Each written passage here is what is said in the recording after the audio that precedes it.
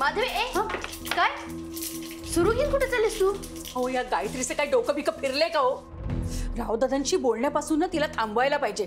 अहो नाहीतर सगळा साचलेला राग तिच्यावरच निघेल. अगं ह्यांच्या मनात दुसऱ्या कुणाबद्दल काही रागबिग नाहीये माधवी. आणि ही त्यांच्याशी बोलणार हे तुला कोणी सांगितलं? अंबिका वंसांनी. हो अंबिका वंसांना ती सांगत होती उद्या पार्टीला सगळ्यांचं नाच आणि गाणं ठेवायचं म्हणून. ही मुलं ना बाहेर काय काय पाहून येतात आणि घरी सगळे प्रयोग करतात. पण नक्की तुला भीती कशाची वाटतेय? ती ह्यांच्याशी बोलणारे त्याची की ती जे काय करते ते चुकीचं असं तुला वाटतंय त्याची? हो दोन्ही गोष्टींची. हे बघा रावदादांना चांगली ओळखून आहे गायत्री.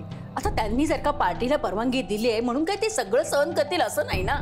मी तर म्हणते गायत्रीच्या डोक्यात ही अशी कल्पना यायलाच नाही पाहिजे होती.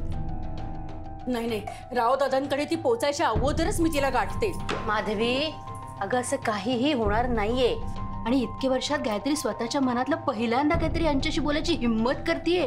अगं बोलू दे ना तिला त्यांच्याशी. अहो पण जी गोष्ट मान्य होणारच नाहीये ती बोलून कशाला संकट ओढवून घ्यायचं? दादा मी एक सुचवू का? मला वाटतं तू परवानगी देऊन टाकायला हवी. डोकं ठिकाणावर आहे का तुझं? नसतं तर इथपर्यंत आलेच नसते. तिथल्या तिथे मिटवून टाकलं असतं सगळं. दादा आपण जो प्लॅन केलाय म्हणजे पार्टीचा प्लॅन त्याच्यात नाच गाणं होणं महत्वाचं आहे. तरच आपला हेतू साध्य होईल. आणि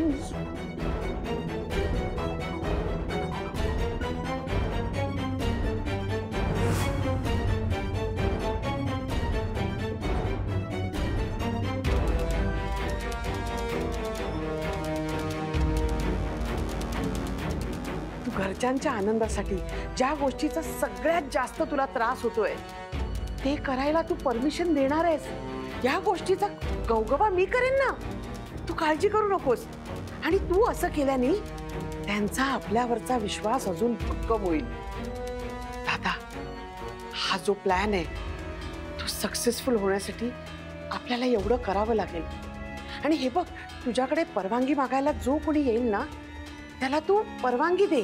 पण तुला खूप त्रास होतोय या गोष्टीचा हे त्यांना दाखवायला विसरू नकोस. दादा आपला हेतू साध्य होण्यासाठी प्लीज प्लीज परवानगी दे.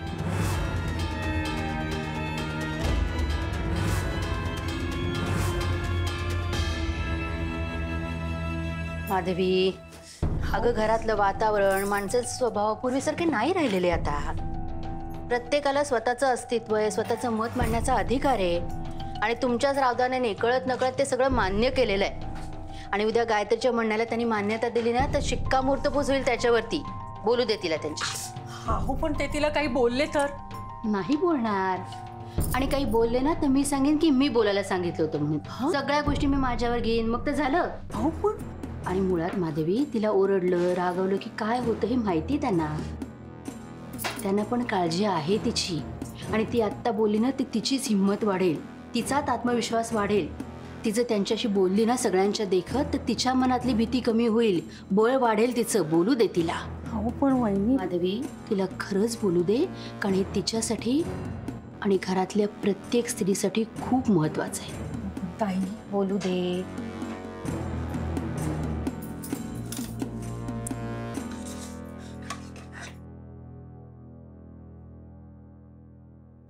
दादा दादा आत येऊ का?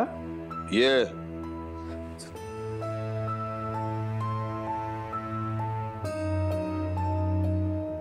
अरे वा दोघं दोघं या. वा या या. काय बरे मुक्ताची तब्येत कशी आहे? हे बघ तिला काही लागलं सवरलं सांग मला. हा तब्येतीच्या बाबतीमध्ये कुठली हेळसांड करायची नाही. चांगल्या चांगल्या डॉक्टरकडे घेऊन जा तिला. कळलं का? दादा ती एकदम ठणठणीत आहे. आणि आता तिच्या जखमा पण बऱ्या झाल्यात. असं देवीची कृपा म्हणायची. बरं तू काहीतरी सांगायला आला होतास. हो दादा ऍक्च्युली आता आपण जी पार्टी करतोय ना सो गायत्रीच्या डोक्यात एक अनबिलिव्हेबल प्लॅन आहे. आणि मला सुद्धा ती आयडिया खूप आवडली आहे. म्हटलं तुम्हाला ती एक एक एक मिनिट. तिच्या डोक्यातली कल्पना आहे ना मग तिला सांगू दे ना. बोल बाळा. ते मी काही नाही, सॉरी. अगं गायत्री, आम्ही येतो. सारंग दादा चलतो. थांब. गायत्री,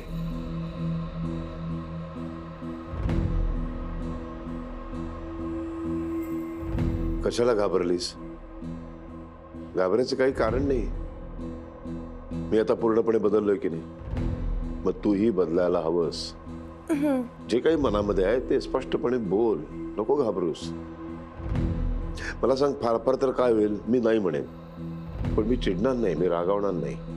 ती भीती आता मनातनं काढून टाक. आणि तू मला रेणुकासारखीच आहेस, है की नाही? बोल बोल. बोल गायत्री, बोल. दादा, ते मी काय म्हणत होते, आपल्या घरी पार्टी आहे ना, आणि बॉलिवूड थीम ठेवली आहे, तर त्यामध्ये घरातल्या लोकांनी गाण्यावर डान्स केला तर चालेल का? म्हणजे तुम्हाला चालणार असेल तरच. हा, नाही म्हणलं तरी चालेल, आमची काहीच हरकत नाहीये. आणि दादा कसं आहे की मुलींचे डान्स वेगळे असणार आहेत आणि कपल डान्स वेगळे, आणि फक्त 3-4 डान्सच असतील.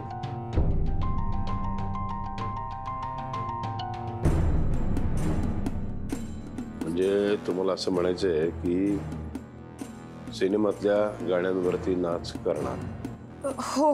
घरातल्या बायका पण नाचणार.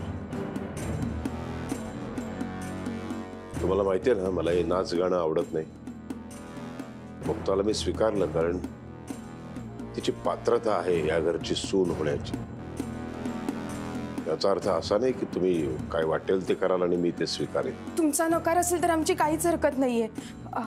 मी फक्त, आम्ही जातो. थांब थांब.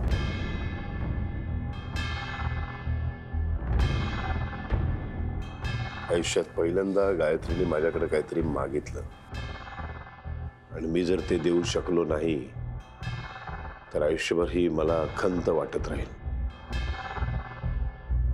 जा, दिली तुला परवानगी.